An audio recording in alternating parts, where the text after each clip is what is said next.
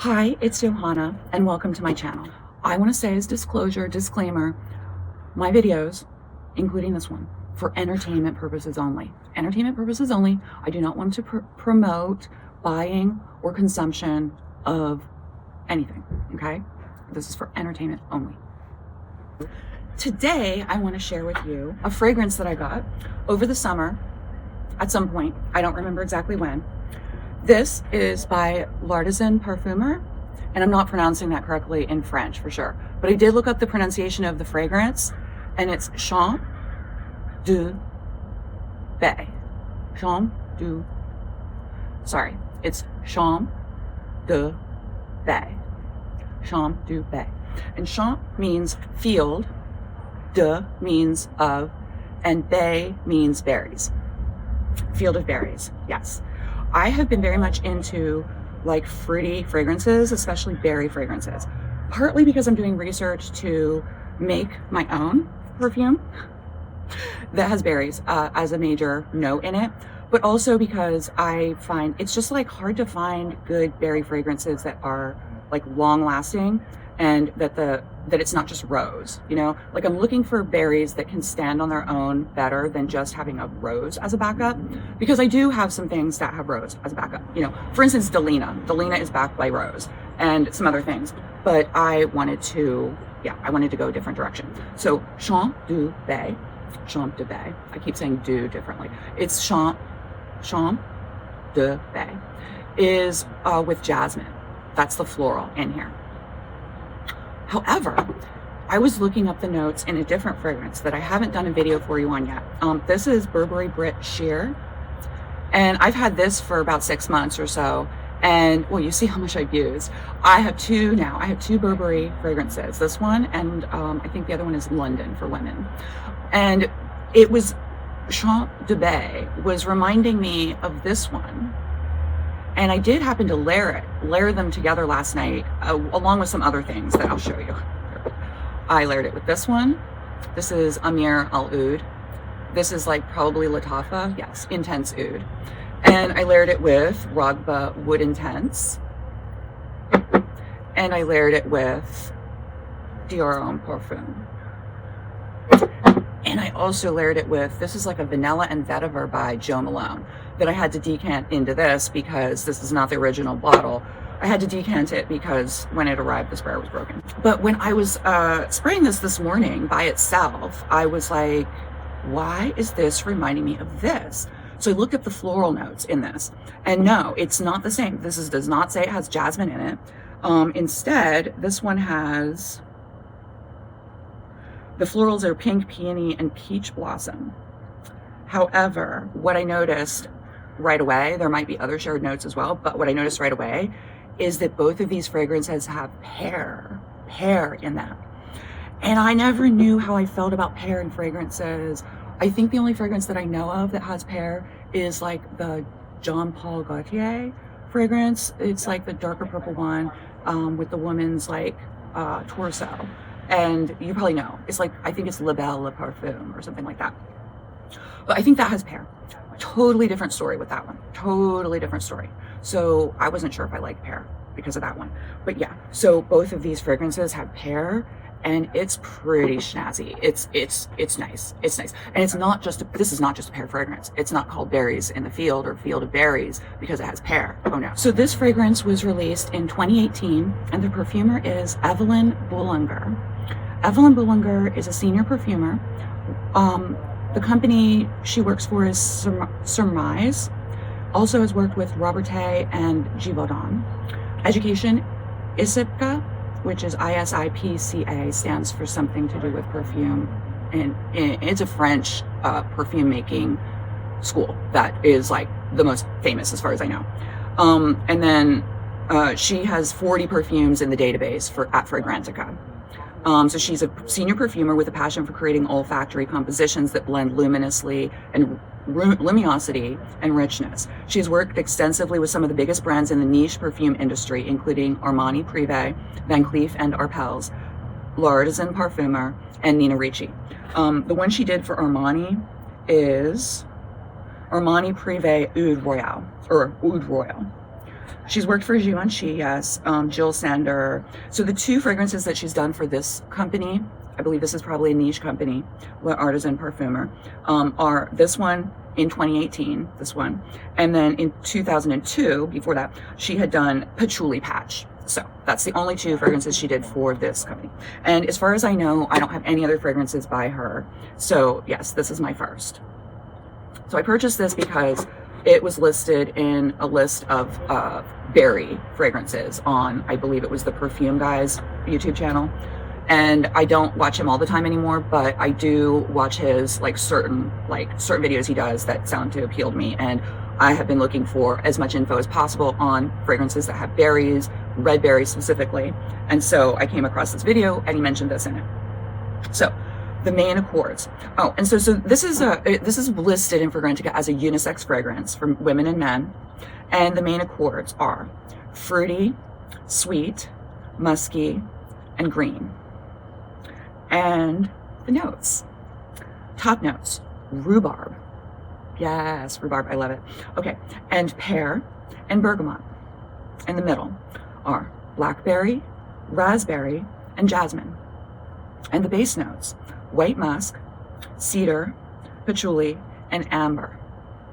So first I'll say, regarding the base notes, yes, white musk for sure. And that is blending with the jasmine. Jasmine and white musk are kind of similar. I mean, they just kind of blend together. They come together a lot in fragrances and they just kind of unify for me personally.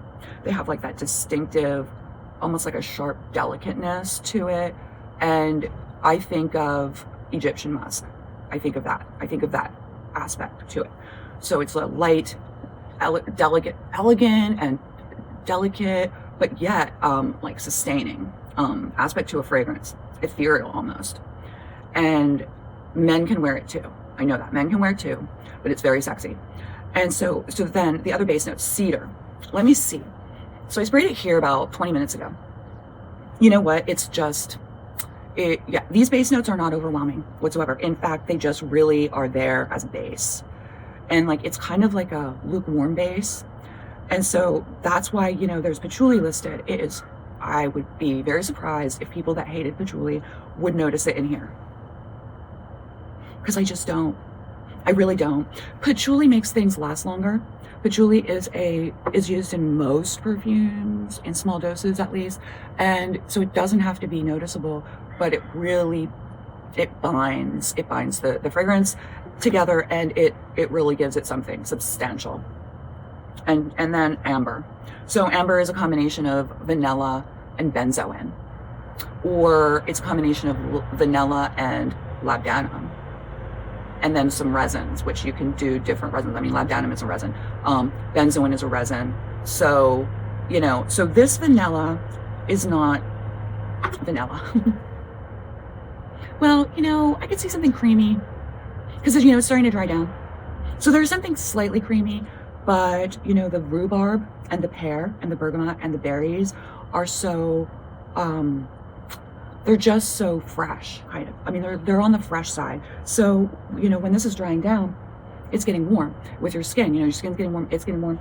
And so it's got this, like, I don't know, like it's not like you don't smell the base notes at the beginning, but it really lets the berries shine. So this is a well-crafted fragrance. It is. Like I said, I've had it for about 6 months and I haven't used much of it. In fact, last night when I sprayed it the first time, I've used it in a while. And at first I was not sure that it was substantial enough of a scent to really stand out. This one was very, you know, okay, this is an eau de cologne. I did not mention that. It's an eau de cologne. And I just noticed that today. So I don't know what that means about the concentration, but it's probably gotten more substantial over the time I've had it and had it opened, because, you know, it was kind of like I was disappointed in the fact that when I sprayed it, I felt like it kind of dissipated too soon, and I wasn't like sensing it later on, like even an hour later. I wasn't really sensing it, you know. Maybe other people might have, but I wasn't. And so I was like, oh man, this is kind of a waste of money. How much did I pay for this? I think I paid about $130 for it, and it was new in the box on eBay. And now I looked on the website, the L'Artisan Parfumeur website, and they have it listed. They have this fragrance listed but it says out of stock. And you can say, notify me when it comes back in stock. And their listed price on their website, I think it's the US website, is $200. So I got it for less than that. I've seen it listed on like a Google search anywhere from $108, that may not include shipping, to $200. Maybe more. So I don't believe it's discontinued, but you know, you never know. You never know with these things. But it's not easy to find in that way. And I don't know how popular this fragrance is. I don't think it's one of their most popular. That's what I think. Also, regarding patchouli, similar to how I said about I am looking for berry fragrances that aren't backed by rose, because that's been done, and sometimes they overdo that rose, especially if they're using a certain rose material that's synthetic. I believe it's synthetic, produced by one of the major oil houses. It's called Rose Givco. So I guess that means Givaudan company. Rose Givco. It's just very sharp and overpowering, kind of sour, and I smell it all over the place when I smell Delina. I even think I might smell it when I'm smelling Gucci Guilty Absolute Pour Femme, even though that's one of my faves fragrances, the really nice like raspberry color bottle that I talked to you about before in other videos in the past. Well, similar to that, I think of patchouli. When I think of like a berry fragrance, usually it's all full of patchouli, you know, like they use the patchouli with the berries. I understand the concept. It's just been done before. I understand the concept of berries in the woods, you know, berries and wood. Like patchouli is a leaf. It's a small herbaceous plant, but the leaves, when you break them, I think it's related to mint actually, but when you break the leaves, it doesn't smell anything like mint. It smells like wood, like something very woody, earthy, you know, all of that. So, because I used to have some in my garden. I got it from the nursery and put it in my garden. I don't know why I went into it. Probably I killed it. But so yeah, it grows in the understory of forests. So it does grow in the forest, but it's not a tree, but it smells like a tree. So I've been, you know, looking for berry fragrances that don't have patchouli listed in the notes, because I don't want it to be so much patchouli and berry and rose, patchouli, berry, and rose, you know. I didn't want it to be that trifecta, because it smells so similar to other things that I can't really like need it, you know. I don't really need that anymore. But this one I purchased despite that, partially because of the rarity. I mean, it's like hard to find a berry fragrance, and then the perfume guy said it was good, and I do sort of believe him. I mean, I don't always believe him, but I do, you know, believe what he says to a certain extent, depending on how he says it, you know. I gotta be careful. But there aren't that many red berry fragrances, in my opinion, that aren't rose and patchouli substantially. I want to smell the berries. So, and I don't mind if there's woody aspects to it. I don't mind if there's earthy and green aspects to it as well. But I just want the berries to just be dominant, you know? So yeah, so this one did not disappoint in that way. This one is not smelling like patchouli. When I looked up what makes an amber accord, on Google, there's now like on Google, when you do a search, you can often see what's called an AI overview, artificial intelligence overview of like whatever else is below that. They like summarize, and it says an amber accord in perfume is a blend of ingredients that creates a warm, sweet, and powdery scent. The main components of an amber accord are vanilla, resins, and musk. I didn't know about the musk part. So vanilla, the core component of an amber accord. Vanilla gives a scent of a soft, powdery sweetness. Resins like benzoin, frankincense, labdanum, and myrrh add warm, smoky, and earthy facets to the scent. So you can use whatever you want, but those are options, and others too. And then musks like galaxolide, which is a white musk, very commonly used. You can use it in a high percentage in fragrances. It doesn't have a lot of scent either. It's just like a white musk. Muscanone, which is a little slightly more animalic, but still synthetic, and Velvione, which I haven't really used, but Velvione is named that way because it's supposed to have a more velvety texture aspect to it. The scent give the accord softer undertones and added longevity. Other ingredients that can be used to create an amber accord include tonka bean, which is kind of a vanillic, somewhat smoky scent. Coumarin, which is very much blended with vanilla in ambers usually. Patchouli, styrax. Styrax is from a plant, and it smells animalic. It's from a plant. Cedarwood and eugenol. Now eugenol, I've never seen mentioned with amber accords before. Eugenol is used a lot in fragrances, and usually you can't detect it, but in its like, you know, high concentration, when you smell it from the, you know, even a dilution of it, it smells like clove. strongly of clove, very warm, but it's used in perfumery to blend with other things. It can create all kinds of effects that I haven't even investigated yet, but it's one of the favorite materials for perfumers to use. And then it also says the perfumer can also add top notes like citrus fruits, such as bergamot, or heart notes like iris or jasmine. Amber can refer to natural ambergris or synthetic amber. Natural ambergris is expensive and comes from sperm whales, so perfumers often use synthetic alternatives like ambrox, ambroxan, amberine, and grisalba. All right, and then regarding amber, so some people say you can't because maybe they thought you couldn't, but you can actually make amber. It doesn't smell the same, but you can use real amber, like I'm not sure what they call it when they make, so the amber resin from the tree, like, you know, fossilized amber, you can use that in perfume making. It's not used much. It's kind of rare and smells a little bit like gasoline, which is intriguing to me because a lot of times, is it this one that the frag heads say smells a little, no, it's not this one that says it smells like gasoline, it's Fahrenheit, which I haven't got my nose on yet. In fact, my friend Justin the Czar is going to hook me up with that, he said, so I'm waiting for it because Justin the Czar has been like a frag head for way longer than me, and so he knows all of the important information about vintage fragrances especially. Right, so amber, I just looked it up. Eden Botanicals is where, well, they sell it there. I'm not sure if I got mine there or Perfumer's Apprentice, but no, I'm pretty sure I got it from Eden Botanicals. So they call it amber oil fossilized essential oil. And then the botanical name, Oleum zucchini / anbar. Suggested use perfumery. The INCI name, amber extract. Origin, China. And then the extraction method, that's what I was thinking I wanted to tell you. It says dry distillation. And the plant part is the resin. It's a base note and a fixative. The aroma family, resinous and smoky. So it's got a smoky too. But you know, when I say gasoline, yes, it's got like the oil aspect of gasoline. It also kind of smells a little bit like motor oil. Which I guess motor oil, petroleum, all that stuff, that's made from stuff that's kind of really old. So it makes sense that it kind of smell like that. Aroma profile, smoky, resinous, leathery. Yes, I like the sound of that. Tar-like. Yes, I like the sound of that. Woody, dry notes and hints of pine and balsamic overtones. Yeah, balsamic overtones. Extremely tenacious. Okay, tenacious, by the way, it means it lasts a long time, and when you get it on you, it's hard to get it off of you. So you dilute it way far. Like you get the material, and you need to heat it in boiling hot water in order to get it out of the bottle, and then it makes it a little more liquid, and then you can get it out, but you need to dilute it multiple times. Like you can't just go straight down to 0.1 or 0.001%, but that's what you need it at to use it in perfume because it's so strong and tenacious.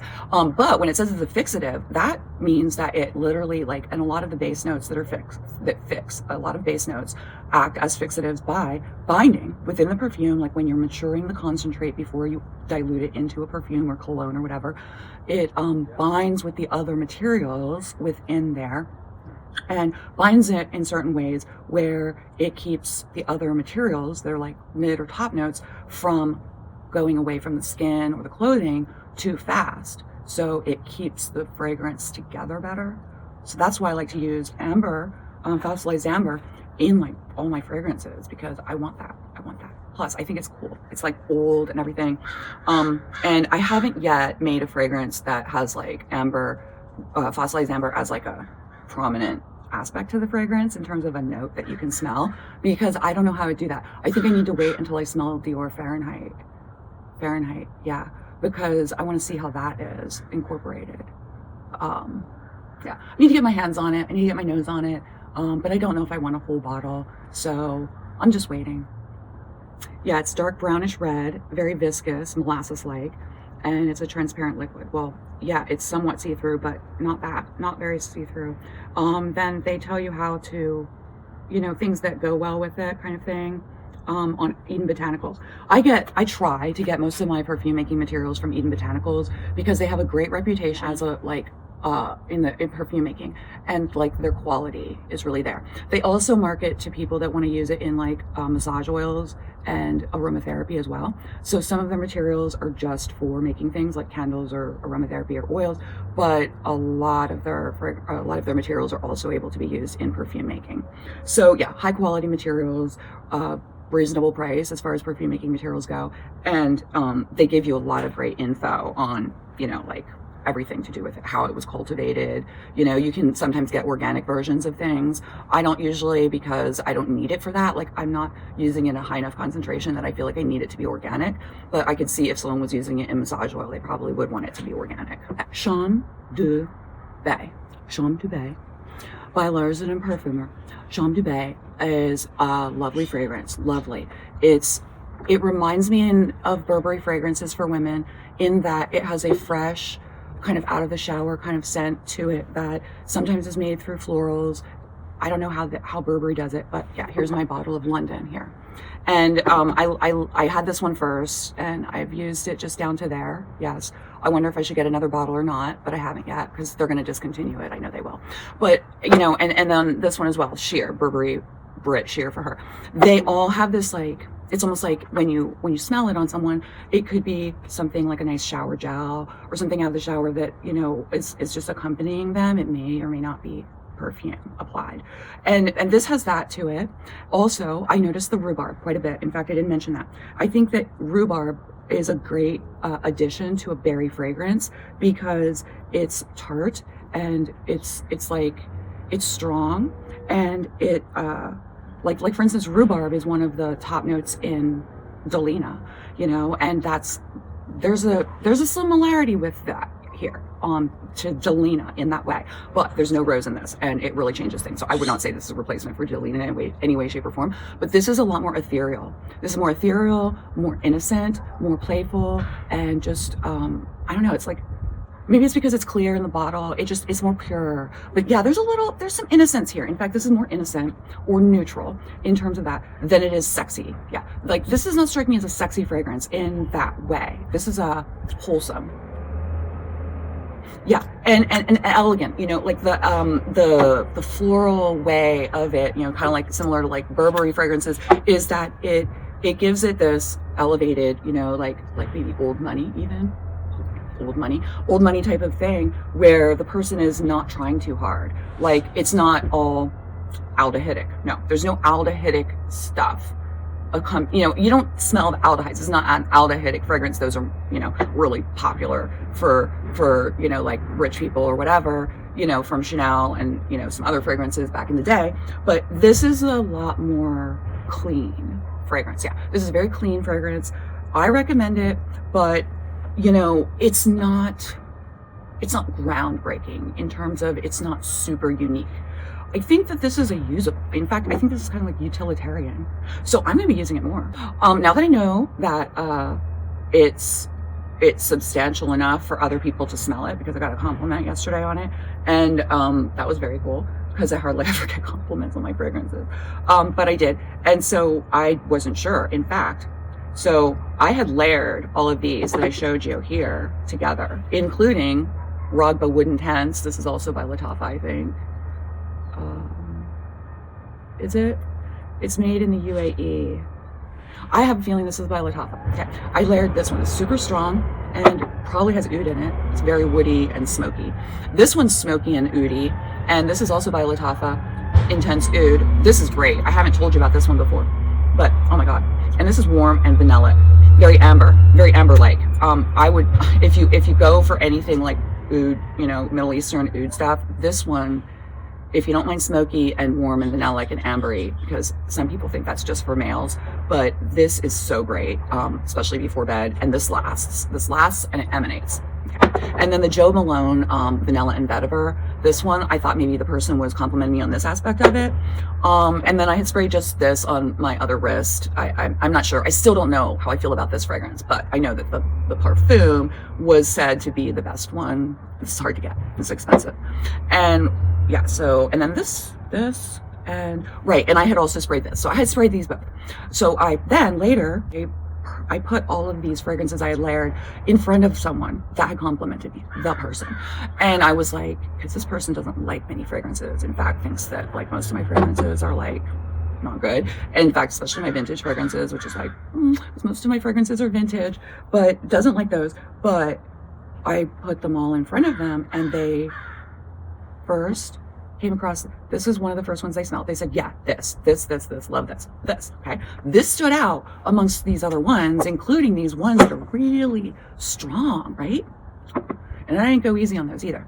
And this. So they picked out these two as their favorites, but they said that all of them were good, that they liked all of them, but these two, they stood out the most to them. So really, this one was standing out in amongst a layering combo of these other things that I did not go light on.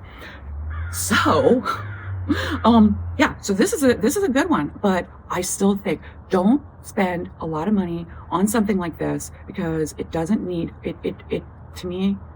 I don't know why they're charging so much, $200 on their website, but it's niche, and I think it's probably worth about $80. That's what I would say. I think that they should be charging $80 for this instead of $200. So, you know, I don't want to hype this up too much, but I just want to say it's a good fragrance. And plus, some people watch this not just to buy. Some people watch fragrance content not to buy, but to just be entertained, for entertainment purposes only. I need to say that in my videos. It's for entertainment purposes only, not to encourage you to consume or spend money.